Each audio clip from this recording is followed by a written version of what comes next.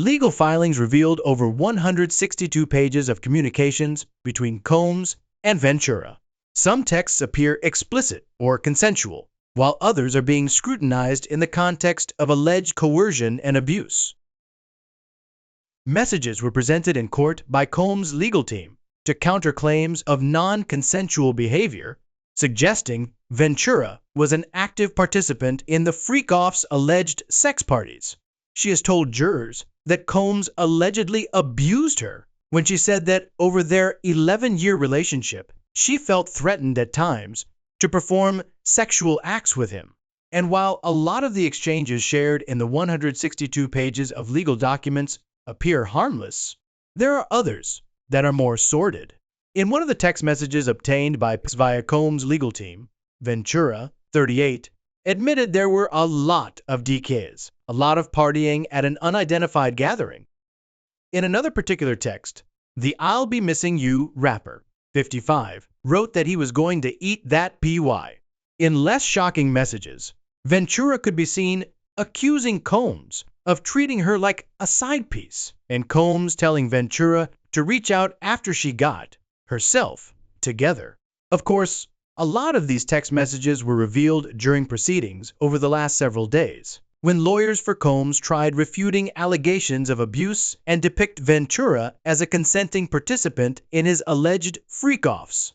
Ventura testified over 4 days, stating she engaged in the freak-offs under pressure to avoid Combs' anger. She described coercion and emotional manipulation, not freely chosen participation. Some texts she had written were so explicit and emotionally triggering that she asked for a break during court proceedings. Cassie talked about how much she loved Combs, that she wanted more time with him, more intimacy together, and Combs, apparently at times reciprocating that. Text messages are evidence of a couple that was in love, that chose to bring third parties into their sexual relationship. If Cassie was saying to Sean Diddy Combs, "I no longer want to participate in these freak-offs, that I'm threatened," the question remains whether Mr. Combs will persist in manipulating her or if he will propose a revised settlement offer of greater value than previously presented. A lot of what the defense has been doing during this cross-examination is showing text messages and getting Cassie Ventura to acknowledge that, according to these text messages, she was a willing participant in some of these freak-offs. One message in particular, which was sent in 2017, showed Ventura telling Combs she was too excited about one of their upcoming freak-offs. She also messaged Combs about forgetting an iPad, which she testified they used to record the sex marathons. Combs even texted Ventura to have fun, "Impress me," when she was on her way to a sex shop to get supplies for a freak-off, jurors learned.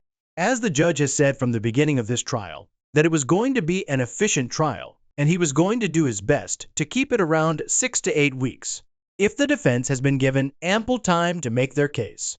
Combs is accused of sexual abuse, coercion, and trafficking women for sex during these gatherings. He has pleaded not guilty and faces life in prison if convicted.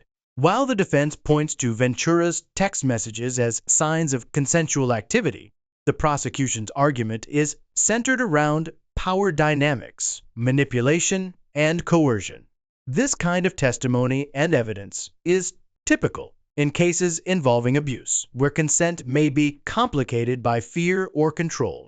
During the pregnant singer's 4 grueling days on the stand, Combs' attorney, Anna Estevao, asked the Me and You singer to read some of the texts she sent the rapper during their relationship, which took place from 2007 to 2018. "I can't wait to stare at some big black DK," a text Ventura wrote to Combs on August 7, 2009.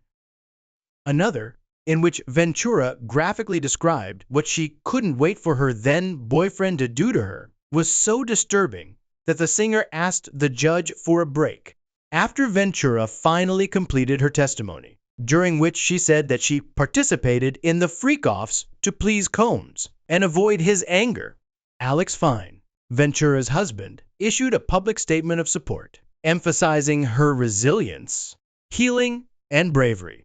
He condemned Combs and those who allegedly enabled him, stating, Cassie saved Cassie. Over the past 5 days, the world has gotten to witness the strength and bravery of my wife, freeing herself of her past. Fine, who was in court supporting his wife all week, said in his statement read by attorney Douglas Wigdor on Friday. I felt so many things sitting there. I have felt tremendous pride and overwhelming love for Cass. I have felt profound anger that she has been subjected to sitting in front of a person who tried to break her. Fine, then called out Combs and all of those who helped him along the way. He added, please know this, you did not. You did not break her spirit, nor her smile that lights up every room. You did not break the soul of a mother who gives the best hugs and plays the silliest games with our little girls.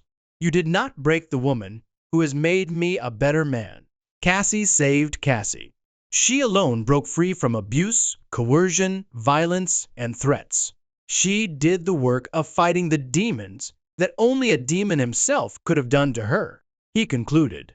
So far, a big part of their case is trying to get this jury to believe that Cassie Ventura, the prosecution's star witness, Cassie Ventura, is back on the stand under cross-examination.